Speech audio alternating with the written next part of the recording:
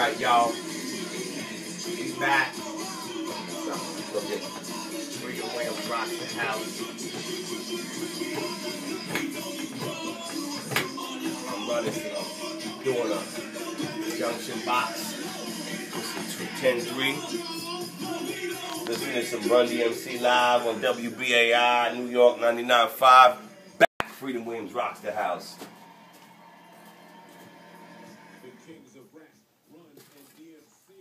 Okay, now, what am I doing here? Junction box, because I don't have enough cable. So a junction box is where you connect two cables together and extend it, because it's not long enough to reach. You can never cut enough electrical wire. It's always like if you cut 2 feet, you need 2 5. If you cut 4 feet, you need 4 3. If you cut 6 feet, you need 6 5. Never ends. So I'm just tying them up. I'm gonna tie these up. This is a 100 amp box that I bought from Home Depot that I put here. I connected this box in here with the plates back on here with some 6-3, which is a heavy gauge cable. This is all coming in here. The gauge, that's off. This is, I'm gonna run this other one here. Split this 10-3, running this 10-3. Both of these 10-3s are the 2 dryers in the washroom, which I'll show you.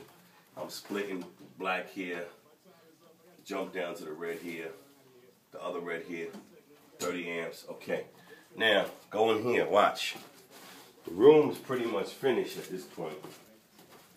As you can see, we're building a washroom. 98% done. I painted it. It's painted. I used some leftover paint. I got this kind of pink fuchsia paint from Home Depot. It's called Oops Paint. If you're doing a room that you don't really want to spend a lot of money building, if you don't really want to spend matching colors, you can kind of get it close. Earth tones, almost like an off-white, cream, beige. I have a gray here on the wall that travels all the way around. I took some old tiles that the client bought from Trinidad that they didn't need, mixed in with some other old tiles I had, pieces of tiles, created a box here. This platform is here because this wall is here for a reason. This particular wall was put here because the 3-inch pipe coming connected to this 1.5-inch sink basin drain. I didn't want to run a 1.5 and those 2 drains 1.5 straight into another 2-inch. I expanded it to a 3, so in case it's all running at the same time, it's extra. You don't have to do it. I always, not low grade, medium grade to high grade. Whatever the code is, I try to go above a little bit. So I had to put this box here because the drain was too high for the sink.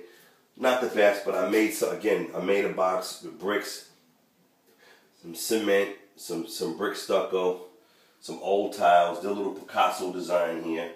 The same thing here, old tile. The toilet bowl is wrong. The toilet bowl should be offset to here. What happened was when we built the wall, it's supposed to be 10 or 12 inches off center. This is 12 inches off center on this wall.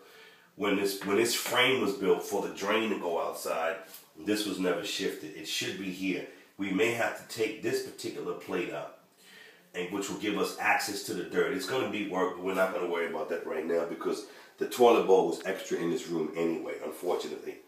So baseboards are done, molding's done. To come in and do a molding frame is done.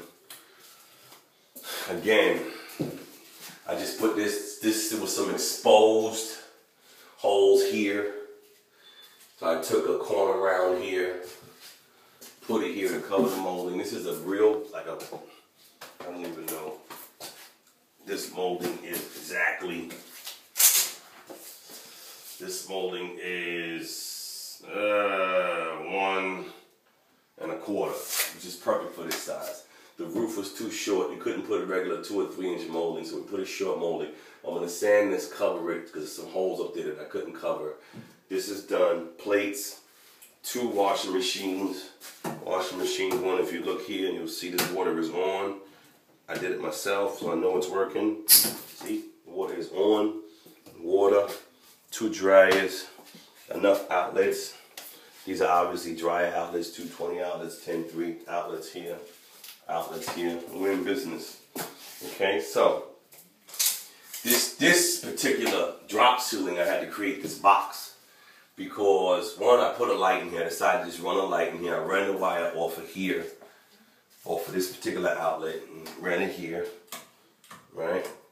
It's separate. This particular box is here because in case I have electric dryers here, but the gas pipe coming in the building is right here, going back here.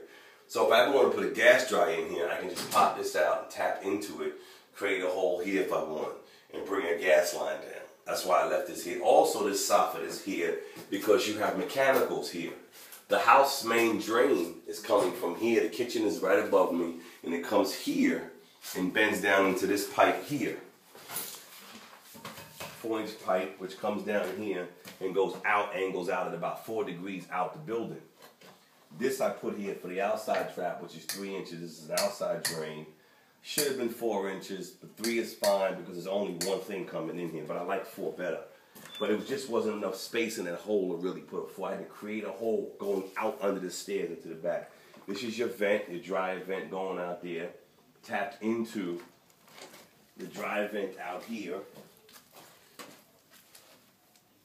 If you can see it a little bit, it's tapping into there.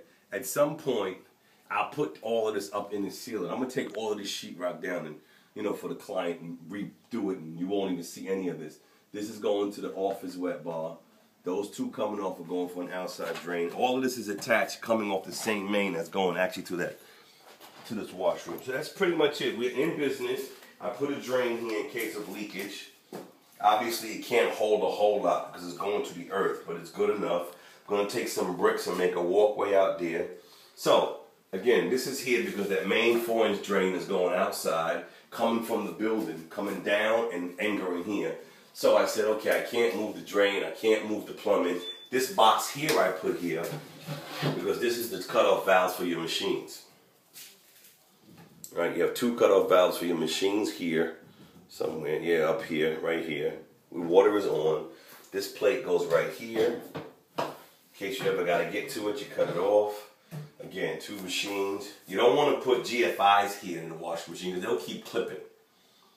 You know, most electricians don't like putting GFIs near washers and dryers. You will never finish your washing machine. So, that's it. Freedom Williams rocks the house. We in business. And stay tuned. Know what I mean?